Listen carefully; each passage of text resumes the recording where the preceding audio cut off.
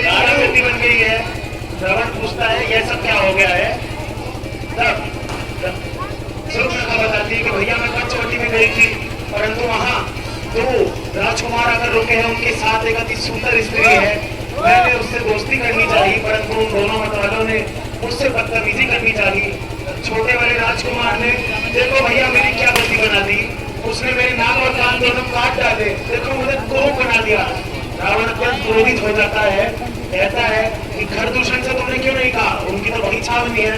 शूर्पणखा बताती है भैया कहा था, पहले मैं वही गई थी, पर उन दुष्टों ने उन्हें भी मौत की नींद में सुला दिया। रावण अत्यंत भयभीत हो जाता है, कहता है तुमसे लड़ने वाला तो पूरी पृथ्वी पर कोई भी नहीं, ना ही उन्हें समाप्त करने वाला कोई, तो बल में मुझसे कुछ भी कम नहीं, तो उन्हें मारने वाले कोई साधारण मानव नहीं हो सकते। रावण समझ जाता है कि नारायण ने धरती पर अवतार ले लिया है, और तब रावण कहता है शूर्पणखा को कहता है कि तुम जाओ महलों में जाकर आराम करो, और मैं पंचवटी में जाकर तुम्हारी नाक और कान का बदला अवश्य लूंगा, तुम किसी प्रकार से दुखी मत हो। शूर्पणखा को भेज देता है, और तब रावण अपने मन में मंत्रिमंडल के साथ योजना बनाता है। उसे उसके मंत्रिमंडल वाले सब सीख देते हैं, कहते और अपने दरबारियों से कहता है तुम लंका में रहो और लंका का ध्यान रखो, मैं अभी आता हूँ। तब वो मारीच के पास जाता है, मारीच से जाकर वार्ता करता है कि देखो देखो मामा, पंचवटी पर कैसा बुरा कार्य हुआ है, मेरी बहन को कुरूप बनाकर छोड़ दिया गया। मारीच पूछता है परंतु ऐसा क्यों हुआ। रावण बताता है कि भाई मामा ऐसा है कि मेरी बहन वहां घूमती हुई जा रही थी, परंतु उन दुष्टों ने उसके साथ दुराचार किया, नाक और कान काट डाले, उसे गुरु बना दिया। मारीच पूछता है परंतु ऐसा क्यों, ऐसा कैसे हो सकता है। रावण ने कहा ये मुझे नहीं पता। मारीच रोकता है, कहता है कि तुम भगवान से डर मत करो, भगवान के लिए कुछ भी गलत मत सोचो, किसी के लिए गलत नहीं कर सकते, हो सकता है शूर्पणखा की कोई गलती रही हो। लेकिन रावण अत्यंत क्रोधित हो जाता है, कहता है कि तू मुझे शिक्षा दे रहा है, सुन मैं तेरे पास किस लिए आया हूँ, चल मेरे साथ चल, तुझे एक माया भ्रग बनना होगा, सोने का भ्रग बनना होगा, मेरे साथ चलना होगा, और तू किसी भी तरह बहकाकर राम और लक्ष्मण को दूर ले जा, मैं पीछे सीता को हर कर ले जाऊंगा, क्योंकि जब तक यह कार्य नहीं करूंगा तब तक मेरे कलेजे को ठंडक नहीं पड़ेगी। मारीच बहुत इनकार करता है, बहुत मना करता है कि ये पाप का कार्य मुझसे मत करवाओ, परंतु रावण किसी प्रकार नहीं मानता, और तब मारीच सोने का मृग बनता है और पंचवटी की ओर जाता है। मारीच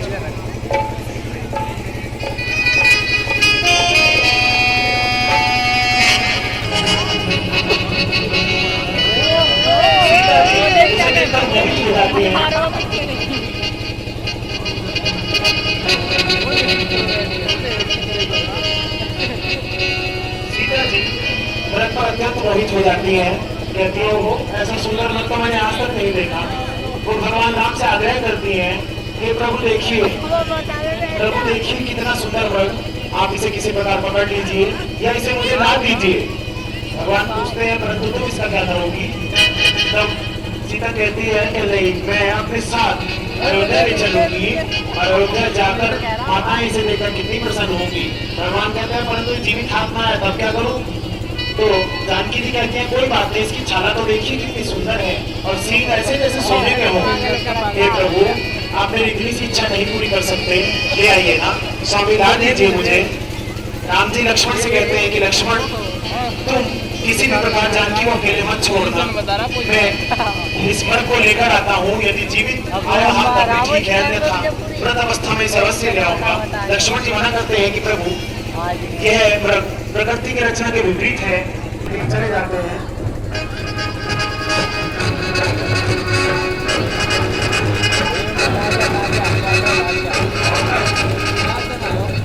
जब भगवान जंगल में मारीच के तीर मार देते हैं, सोने के मृग के तीर लगता है, तब वो भगवान की आवाज बना करके चिल्लाता है, हाय लक्ष्मण, हाय लक्ष्मण, हा सीते, हा सीते, मुझे बचाओ, मेरी रक्षा करो। सीता जी अत्यंत भयभीत हो जाती है, वो लक्ष्मण जी को तुरंत आज्ञा देती है, जाओ लक्ष्मण, देखो तुम्हारे भैया पर अत्यंत महान संकट आ गया है,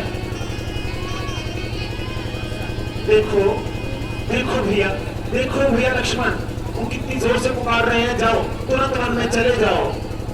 लक्ष्मण जी सीता जी को मना करते हैं कि ऐसी भूल न करो माता, ऐसा नहीं हो सकता, प्रभु पर कोई भी संकट नहीं आ सकता। परंतु जानकी जी क्रोधित हो जाती हैं और कहती हैं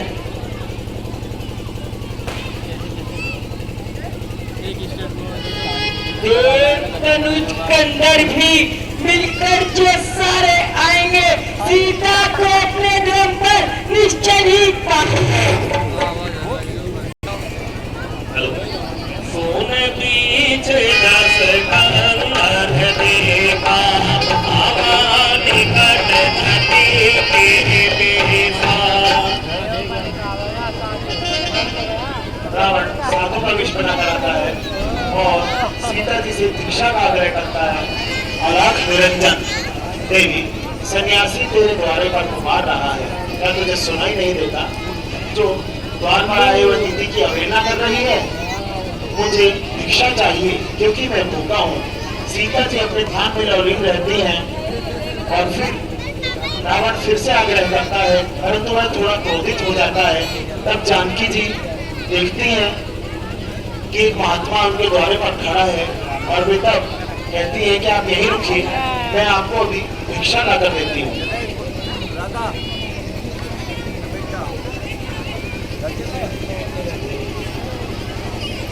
रावण आगे बढ़ता है परंतु लक्ष्मण रेखा से अग्नि निकलती है। रावण दूर हट जाता है और सोचता है कि ये तो प्रभु की माया है, मैं इसका पार नहीं पा पाऊंगा। और तब वो जानकी जी को उस रेखा से बाहर बुलाने का आग्रह करता है। देवी, यदि तुम मुझे भिक्षा ही देना चाहती हो तो इस रेखा से बाहर निकल कर दो, मैं बंधी हुई भिक्षा नहीं लूंगा। जानकी जी मना करती है, कहती है कि यह रेखा मेरे देवर की आन है। ये रेखा मेरे देवर की आन है। सन्यासी महाराज, आप तो सत्य कह रहे हैं, परंतु मैं इससे बाहर नहीं आ सकती। ये मर्यादा की रेखा मेरे देवर खींच कर गए हैं और उन्होंने कहा था किसी भी स्थिति में इससे बाहर मत आना, इसलिए आप ये भिक्षा यही ग्रहण कीजिए। और वो जानकी जी को हरण करके ले जाता है।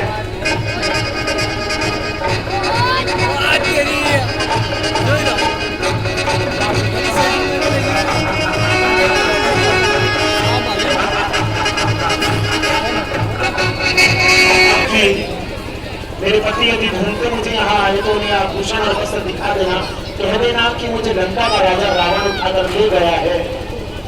तो उनके वस्त्र और आभूषण भगवान बजरंगबली और सुग्रीव जी अपने पास धरोहर के रूप में रख लेते हैं, संभाल कर रख लेते हैं। और तब कुटिया में भगवान के आने का समय होता है। उससे पहले लक्ष्मण जी की मुलाकात राम जी से जंगल में होती है। जब उन्होंने मृग का शिकार कर लिया तब लक्ष्मण जी वहाँ भगवान के पास आए और उनसे मिले। भगवान राम अत्यंत क्रोधित हो गए